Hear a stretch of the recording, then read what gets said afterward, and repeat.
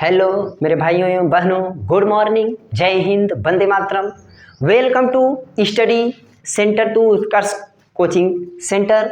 तो आइए आज हम आप लोग पढ़ेंगे डीएलएड। जैसा कि आप देख रहे हैं ये राजन सीरीज डीएलएड तृतीय सेमेस्टर, राजन सीरीज डीएलएड तृतीय सेमेस्टर विज्ञान के कुछ प्रश्न हैं जिसको कि हम आप लोग समझेंगे।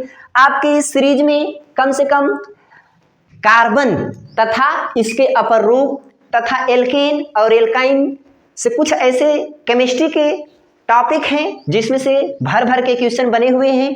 तो आइए आज हम एक सरल सा टॉपिक लेकर के आए हैं आप लोगों के बीच में, कार्बन तथा इसके अपर रूप। क्या होते हैं कार्बन तथा इसके अपर रूप? तो देखिए, फर्स्ट ऑफ ऑल हम आप लोग समझेंगे कि क्या होता है कार्बन।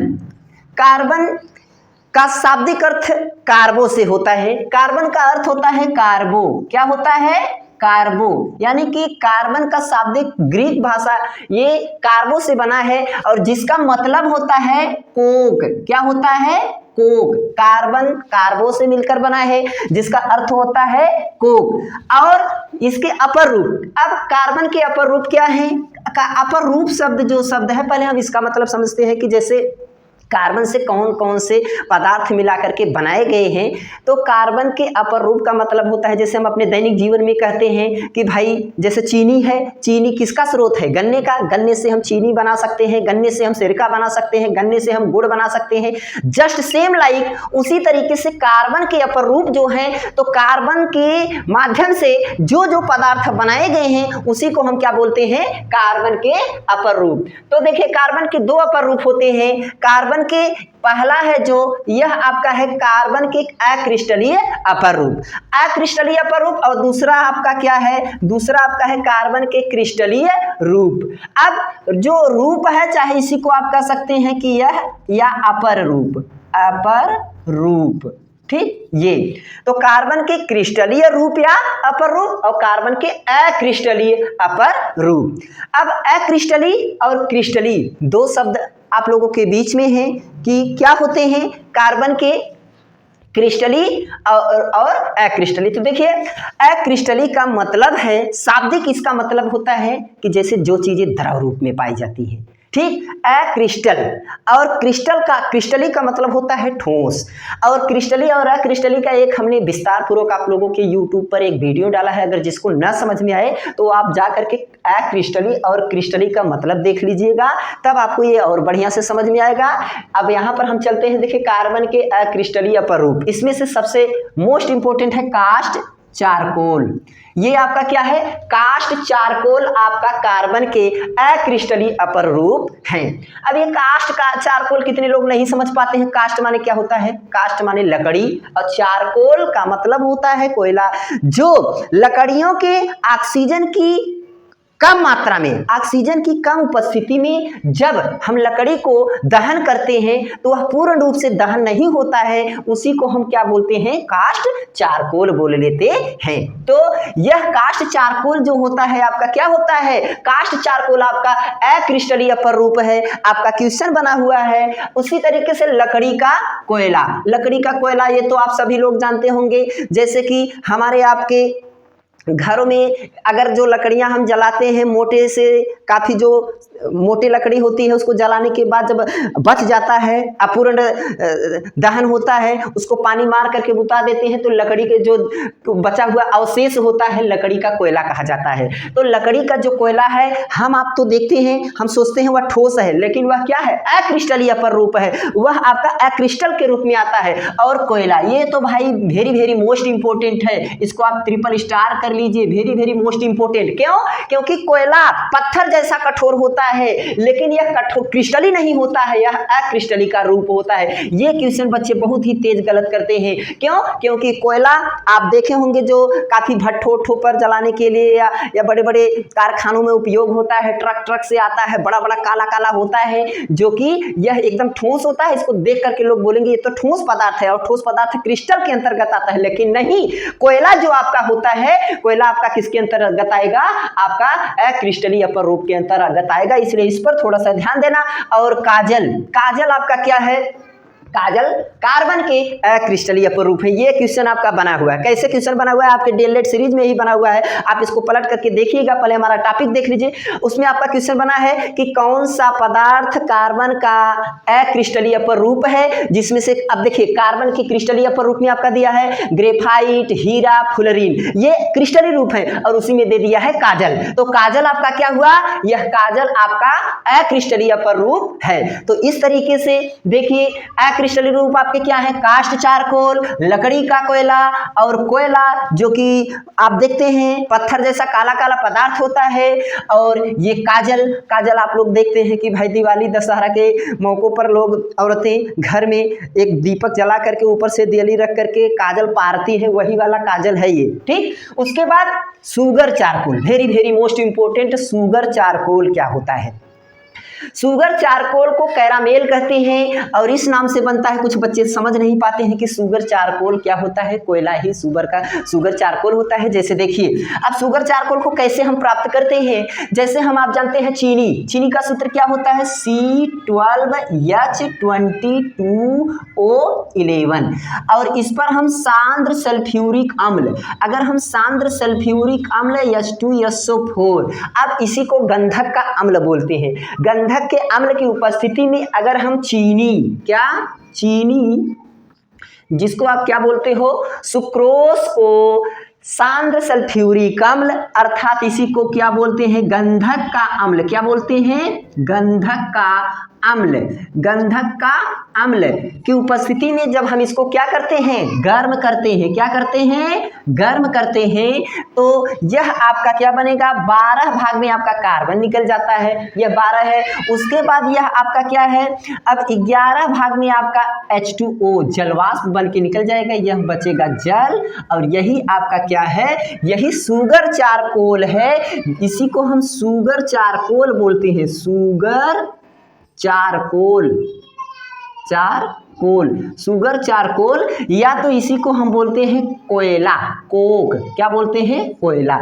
तो यही कोक का है, इसी को शुगर चारकोल बोला जाता है, जो 12 भाग में कार्बन है, और ये आपका है, और ये भी किसका रूप है? कार्बन के अक्रिस्टलीय अपूर्व है। इसको आप ध्यान में रखिएगा। इसका मुख्य उपयोग पूछा गया है, और ये आपके सीरीज से बाहर नहीं है। अपचायक के रूप में प्रयुक्त किया जाता है। किसका प्रयोग? शुगर चारकोल का प्रयोग मुख्य रूप से अपचायक के रूप में प्रयुक्त किया जाता है। इसे धातुओं को काटने के रूप में प्रयुक्त किया जाता है। तो इस तरीके से आपने देखा कार्बन के अक्रिस्टलीय अपूर्व क्या होते हैं, आप इसको याद कर लीजिए। कास्ट चारकोल, यानी कि जो हम लकड़ी को कम ऑक्सीजन की उपस्थिति में अपूर्ण दहन होता है जो प्राप्त होता है। कास्ट यानी कि लकड़ी का कोयला होता है, वही लकड़ी का कोयला कहा जाता है।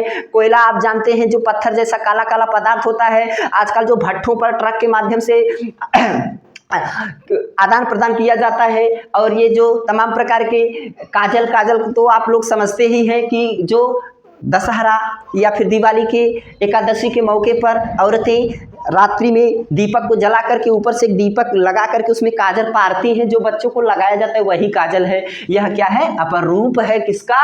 अक्रिस्टलीय कार्बन का अपूर्व है। शुगर चारकोल, ये वेरी वेरी मोस्ट इंपोर्टेंट है। शुगर चारकोल क्या होता है? 12 भाग में कार्बन होता है, उसी को शुगर चारकोल बोलते हैं, जिसको कोक बोला जाता है। इसको प्राप्त कैसे किया जाता है? चीनी, सुक्रोज को गंधक के अम्ल में गर्म करने से हमारा ये प्राप्त हो जाता है, और इसमें जो नमी उपस्थित होती है वह यही सल्फ्यूरिक अम्ल उसको क्या करता है? अपने आप में अवशोषित कर लेता है। इस तरीके से 11 अणु H2O जो है जल वाष्प के रूप में निकल जाता है। तो अब आइए हम दूसरे टॉपिक पर चर्चा करते हैं। कार्बन के क्रिस्टलीय अपूर्व क्या होते हैं? जो कि क्रिस्टल का मतलब ठोस होता है, इसको एकदम समझ लीजिए आप, ठोस।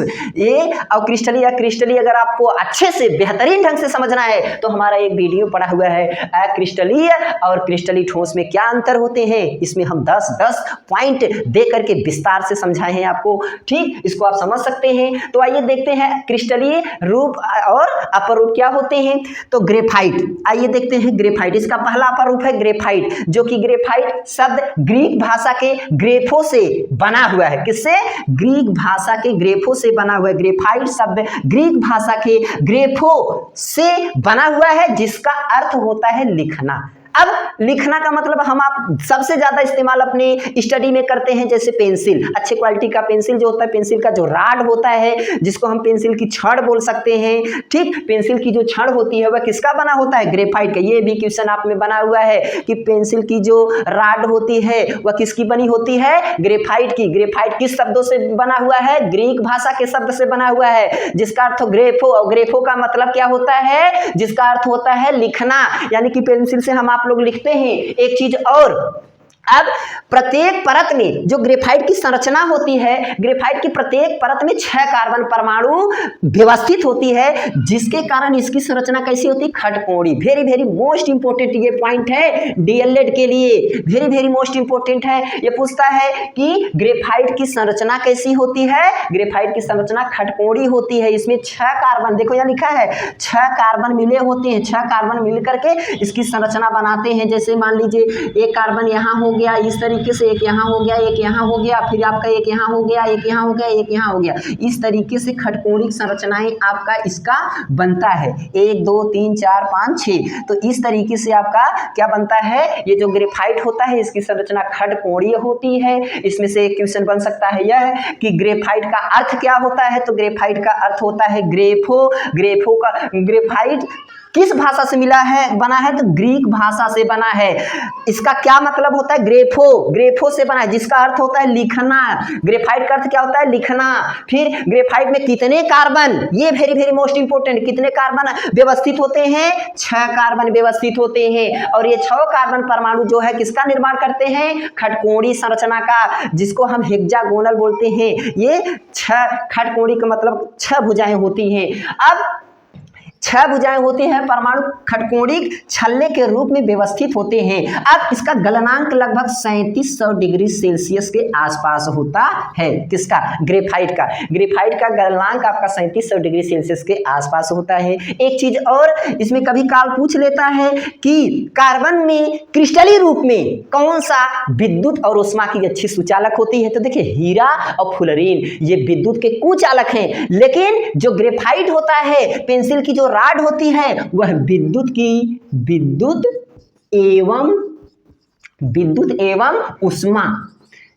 एवं उष्मा की सुचालक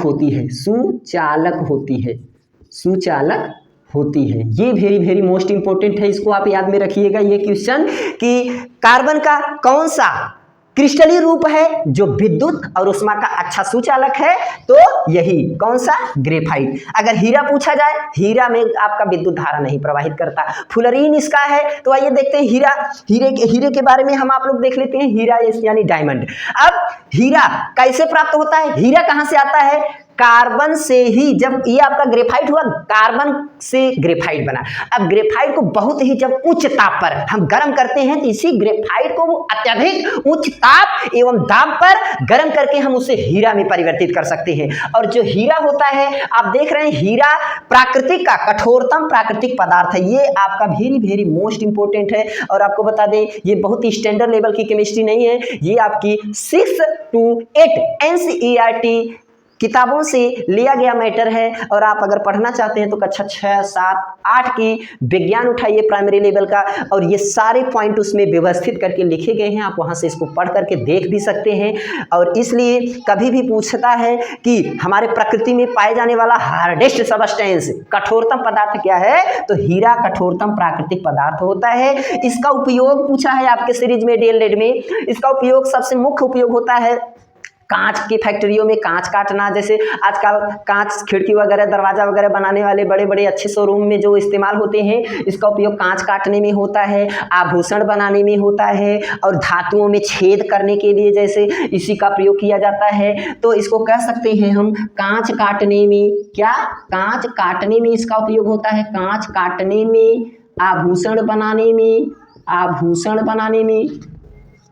आभूषण बनाने में, तो आभूषण बनाने में ठीक मुख्य रूप से दो उपयोग पूछा है, यही आपके डीएलएड में दिया है, कांच बनाने में, कांच को काटने में, आभूषण बनाने में, और इसको कह सकते हो धातुओं में छेद करने में। आप देखते हैं आभूषण में जैसे अंगूठी वगैरह होती है, इससे बनाया जाता है, आपके हीरे से ही बनाया जाता है। तो हीरा से आपका अगर क्वेश्चन बनेगा तो ये पूछ सकता है कि सबसे कठोरतम पदार्थ कार्बन का अपर रूप कौन सा होता है, तो हीरा कठोरतम प्राकृतिक पदार्थ होता है। इसका उपयोग कांच काटने में तथा आभूषण बनाने में होता है।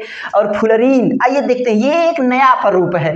ये समझ लीजिए कि 2007-06 में इसको वैज्ञानिक लोगों ने खोजा, और खोजने के बाद 1985 ईस्वी से ही विद्यमान है। किसने? अमेरिकन वास्तुकार ने बताया कि 1985 ईस्वी में क्या होता है, एक कहते हैं कि बकमिनिस्टर फुलर नामक वैज्ञानिक थे, वे अमेरिकी वास्तुकार थे। उन्होंने 1985 ईस्वी में कार्बन के ढेर सारे परमाणुओं को एक साथ एकत्रित करके बताया, और उन्हीं के नाम पर इसका नाम फ्लोरीन पड़ा है। और आपने इसकी अगर आकृति देखेंगे तो फुटबॉल जैसी होती है। इसमें 60 कार्बन होते हैं, 60 कार्बन C60 से लेकर के C70, यानी कि जो फ्लोरीन होता है उसका सूत्र यही है, C60 या C70। बहुत सबसे पॉपुलर है C60, कार्बन का जो अणुसूत्र होता है C60 होता है, और कहीं कहीं C70 भी दिया है। इस तरीके से हम आप लोगों ने मुख्य रूप से कार्बन के क्रिस्टलीय रूपों में क्या पढ़ा, ग्रेफाइट, हीरा, फ्लोरीन। तो देखिए कार्बन के मुख्य 3 क्रिस्टलीय अपर रूप हैं, ग्रेफाइट, हीरा, फ्लोरीन। उसके बाद अक्रिस्टलीय अपर रूपों में काफ़ी आपने देखा आपके सामने। तो इस तरीके से इसमें 6 से 7 क्वेश्चन तो आपके शुरुआत में है, उसके बाद आपके जो संक्षिप्त क्वेश्चन है उसमें भी है। अब हम आपको, अगर आप इस पर जो भी आपको डाउट हो उस पर आप कमेंट करके आप लिख सकते हैं, हम उसको अगले वीडियो में संतृप्त और असंतृप्त हाइड्रोकार्बन लेकर आएंगे तो उसमें स्पष्ट कर देंगे। तो आज के लिए बस इतना ही, अगले वीडियो में हम मिलेंगे, आपको एल्केन, एल्कीन, एल्काइन का अणुसूत्र और उसके डिस्कस के बारे में लेकर। तब तक के लिए जय हिंद, वंदे मातरम।